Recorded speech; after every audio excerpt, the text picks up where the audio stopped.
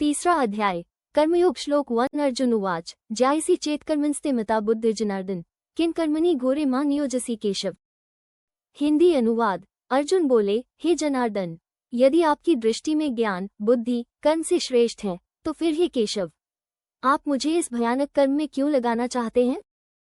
इस श्लोक में अर्जुन श्री कृष्ण से एक स्पष्ट प्रश्न पूछते हैं। उन्होंने पहले अध्याय में युद्ध से विमुख होकर संन्यास की ओर झुकाव दिखाया था। दूसरे अध्याय में श्री कृष्ण ने सांख्य योग और कर्म योग का उपदेश दिया, जिसमें ज्ञान बुद्धि को भी महत्वपूर्ण बताया। इससे अर्जुन भ्रमित हो गए। अर्जुन सोचते हैं कि यदि ज्ञान श्रेष्ठ है और मोक्ष के लिए संन्यास ही मार्ग है, तो फिर उन्हें युद्ध रूपी घोर कर्म के लिए क्यों प्रेरित किया जा रहा है। अर्जुन की यह उलझन साधारण है, क्योंकि एक ओर ज्ञान की प्रशंसा की जा रही है और दूसरी ओर कर्म करने का आदेश भी दिया जा रहा है। ये प्रश्न अध्याय 3 के प्रारंभ में अर्जुन के अंतर्मन की द्वंद्व स्थिति को दर्शाता है। श्री कृष्ण आगे इस भ्रम को दूर करते हैं और बताते हैं कि केवल ज्ञान नहीं, बल्कि कर्मयोग से ही मनुष्य का कल्याण संभव है।